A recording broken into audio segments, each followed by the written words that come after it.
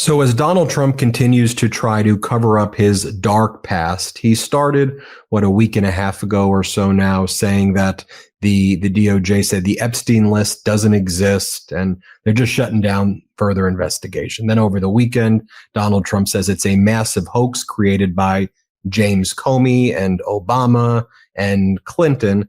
And then you fast forward this week and he says you're like a loser and you're stupid if you believe that the Epstein sex trafficking ring or files are real. The pressure continued to build. And then Donald Trump wrote a post, okay, I'm ordering Pam Bondi to release, and this was the language used, the pertinent grand jury testimony from Epstein and Maxwell.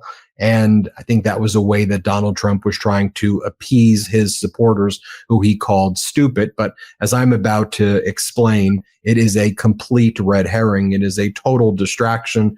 And the grand jury testimony, if it is ever released, probably represents maybe 1 or 2% of the remaining Epstein-related files that are out there, which have been described as being a little over 300 gigabytes. So let me break this down and let me bring in Harry Litman, a former top federal prosecutor.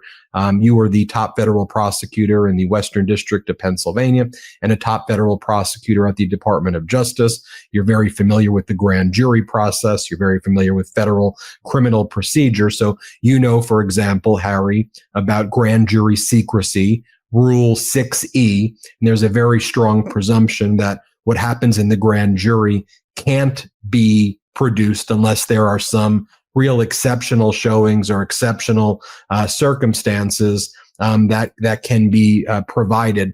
So it's not even up to the Department of Justice here to say, hey, we're going to release it. They have to file a petition with a federal judge and saying there is some exceptional need right now to turn over this grand jury testimony. Separate and aside from the grand jury testimony, the FBI has a file outside of the grand jury stuff, which is secret. I mean, the FBI has a file, and as it's been described, that includes different types of logs from Epstein's islands. That includes my dogs are all worked up about it. That includes surveillance footage. The FBI did wiretaps between Epstein, Ghislaine, and other people. There are photographs. There's a lot of data if the FBI wanted to turn things over that they had, where they wouldn't have to go through this process, right, of going through Rule 6E grand jury testimony material. Now, as the name implies, grand jury testimony, it's just that. It's not the witness, statements taken by the FBI. It is limited to testimony that's taken in front of a grand jury in order to prosecute Epstein and Ghislaine. So also, Harry, as you talked about it, my view is it's only really going to be focused on them, and it's going to be directed by the United States attorney in that grand jury room to get the indictment of the people that they're looking to get. And so you're not going to see a lot of stuff potentially about the list, the other co-conspirators, the way, if it wasn't specifically on point, in that case. So also, when you look at this motion that was filed late Friday afternoon, early evening by the Department of Justice for the United States in front of the district court, federal court in the Southern District of New York, it says United States motion to unseal grand jury transcripts. And when you read it, it says the Department of Justice will work with the United States Attorney's Office for the Southern District of New York to make appropriate redactions of victim-related information and other personal identifying information prior to releasing the transcripts. Transparency in this process will not be at the expense of our obligation under the law to protect the victims. We all agree the victim's name should be redacted and protected, but they also said, and other pertinent personal identifying information, which could refer to other people as well. And then finally, Harry, I'll toss it to you, but then they conclude by citing a case called In Re Craig, and it has a citation, a Second Circuit Court of Appeals case, where it says it is entirely conceivable that in some situations, historical or public interest alone could justify the release of grand jury information. But the case they cite, my view, it's like kind of putting a poison pill in your own motion, because it was a case that rejected the release of grand jury testimony. In Ray Craig is a case where the court said, no, we're not releasing it. And the Second Circuit said, yeah, even though there was a pretty good showing, we're not releasing it. It's got to be something really, really, really heightened standard. We're not releasing it. So, Harry, to me, this is a distraction. This is not the type of material that should be released. I mean, what should be released? What about the FBI 302s, the witness interviews, the texts and emails, all that stuff? Break it down for us, Harry. You're 100% right, Ben, on both points. Let's just start with the second. The Second Circuit does this dicta because you're right. They reject the claim that maybe there's a circumstance in which historical interest, not by the way they say, newsworthiness, but historical interest justifies the release of grand jury material. Let me tell you, I've never seen it. There are 6 things listed in Rule 6E. Courts take it incredibly seriously, but the motion filed and actually signed, this tells you a lot, is in this SDNY, and it's signed by the Deputy Attorney General. It basically says great interest in the case. It basically says for political reasons, we've got to quell this political firestorm. That is totally not in the text. And at most, you can say there's some allowance for it, perhaps. But it's an upward climb, and maybe it's what they want, right? It's what they to be able to say, oh, we tried hard, but the court rejected it. Even that is a red herring to the main red herring. The main red herring is what you say. Look at the indictments of Ghislaine Maxwell and Epstein. Look at what Comey, the former FBI's daughter who handled this, would have had. What the only people talked about in these indictments start with Epstein. They are mainly Epstein, to the extent, by the way, there's even any mention of people having sex with the underage girls. It's Epstein who's doing it. It's all about his associates and the victims. So grooming them, planning them, making them travel, and then the only element that they had to show was there was some commercial sex act contemplated, and that's just down either in the townhouse or in the Florida island, that there was something contemplated, and that would even include Epstein. So you're not just right that it's 1 or 2%, but it's perfectly a 1 or 2% that has nothing to do with what people are looking at now. The case had zip to do with, and purposely for a number of people, Donald Trump for starters, but also, I mean, we've heard these names bandied about, right? Alan Dershowitz, Clinton's name you've heard, and who's on the plane. None of that had anything to do with the proof before the actual jury. If anyone had even tried to offer it, there would have been huge screaming relevancy objections that Trump himself would have parachuted in to make. So this is a total red herring in 2 different ways. You make it seem like the court is going to decide, and therefore it's out of your hands. But more importantly, this will not give them the right now. The key piece of evidence everyone's focusing on is what the Wall Street Journal reviewed. That notebook, the 50-year birthday notebook, that, by the way, Ghislaine had a lot to do with preparing, and you got to wonder what she is thinking now, rotting in jail and planning her appeal.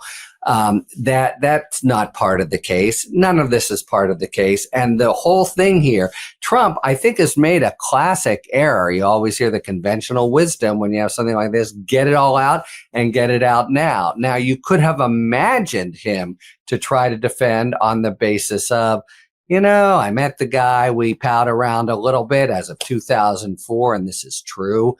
We had a business break and we were not friends thereafter, but that's not what he's done. Foolish man and client that he is. He came out of the box with what you would do for a MAGA supported kind of lie where they would never be able to pierce it, or probably never. He said, that's not me. It's all fake. There's a signature, as described by the Wall Street Journal, that's either going to look like his or not. And by the way, I don't have to see it to tell you, You damn right it's going to look like his. The Wall Street Journal, and this is the news side, not the, op-ed crazy side, would have this stitched up, including with lawyers, 8 ways from Sunday on every single detail. Doing the lawsuit is only going to make it more likely that it comes out, not to mention, unless he abandons it right away, having news cycle after news cycle of his brief and the response from Fox, from the Journal. I think I'm blending Murdoch too much. So it's the stupidest thing he could have done, and he's made it all about, is this authentic? It's going to turn out to be authentic. And so, yes, the grand jury doesn't really provide for this, but even if it did, that is not what was in the files of Comey's daughter, who was prosecuting the case. It's all a diversionary tactic. Well, and of course, he fired Comey's daughter, Maureen Comey, who was the lead prosecutor in the Ghislaine Maxwell and Epstein case. Yeah. And then at the same time says it's Maureen Comey's father who's the one responsible for the entire hoax. And Democrats generally. Right. Look, you think about this, Harry. I've said that he's given Ghislaine, under normal circumstances, a golden ticket for a retrial. The way, though, that I think it's ultimately going to be denied her retrial is the federal judge, almost the way our kind of former allies and trade partners across the world view Donald Trump's statements as, you can't listen to what this guy says. Yeah. It's just a bunch of BS and it's just a bunch of noise, which is a very sad position for our country to be in, because the reality, the reality is that if the president of the United States, who would know what the FBI and DOJ is doing, said, I looked at these files and I'm letting you know, America, the lead prosecutor of this sex trafficking case, her father tampered with these files and made it all a hoax. Under any other circumstance, 100% Ghislaine would file a habeas corpus and it would be granted. Take judicial notice of what the president said. I should have been able to argue in my criminal case, this was a hoax. And, if it was a normal, I think that would almost always be granted, especially if it's a federal case. I think here it's going to be denied because I think the court's going to ignore it and view Trump's statement as noise. And I think the federal judge is not going to want to be the federal judge who gives Ghislaine a trial. And I think it's going to come to, but I'm just I don't want Ghislaine to walk free. But if we're actually applying the law based on what Trump said, she should get a reach. I don't want to say it, just she should get a retrial based on his tampering with this case. I hate to say it's very interesting if she has any leverage. I agree with you. I don't see Judge Berman doing anything to give her any kind of relief, but she's got to be in there thinking hard. I've been convicted on 5 of 6 counts. I have an appeal that's going nowhere in the Supreme Court. Is there some way, do I try to go to, what can I do to leverage? And it's just very unclear. She does have, I think, the goods on him. And, he is the one who actually prepared the damn notebook. But they've just got nothing to do with one another. She could be a super valuable witness, but so what? I don't think that cuts her the slightest break, especially as you say, the case has such a terrible odor about it. And she, her, the conduct that came out in trial, but she's just like a really a pimp who's completely, getting these underage girls and grooming them, and it is really bad. Anyway, so I don't see where she can go with it, but the main thing is the point you made first time out. The grand jury stuff has nothing to do with what people want to know, and they really do want to know, and it's such a dangerous situation for him because his base actually seems to care about this more than they care about Donald Trump. You've had some vicious kind of insults to him and people are turning on him, but he's made the whole thing about the authenticity of this notebook. I'm betting $100 to a dime that it is authentic, and they will be able to show it's authentic. And that's how this has to end. Well, that's the evidentiary point where it ends. Then the political point, once that's shown, what happens, given how incredibly in a lather so much of MAGA is about just this point. Bondi, otherwise, and is in their crosshairs, and not to mention, Bannon and others, even Mike Johnson seemed to be on the other side. J.D. Vance called for the release. That was kind of I wonder if you think that was his sticking the knife in. But anyway, he's made it about the worst thing that he can make it. The suit only makes that water hotter. And, I think he's sort of guaranteed that it goes on for a while, until he abandons that lawsuit. There are filings, et cetera. And B, the end of the day, when it comes time to the reveal, he's a flagrant liar in front of his base that cares about it. Bad situation he's put himself in.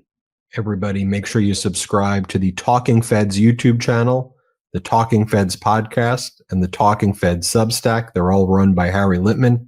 It's where I get my legal news from. So just search Talking Feds and hit subscribe. Thanks, Harry. Hey, thank you, Ben. Can't get enough Meidas? Check out the Meidas Plus Substack for ad-free articles, reports, podcasts, daily recaps from Ron Filipkowski, and more. Sign up for free now at MeidasPlus.com.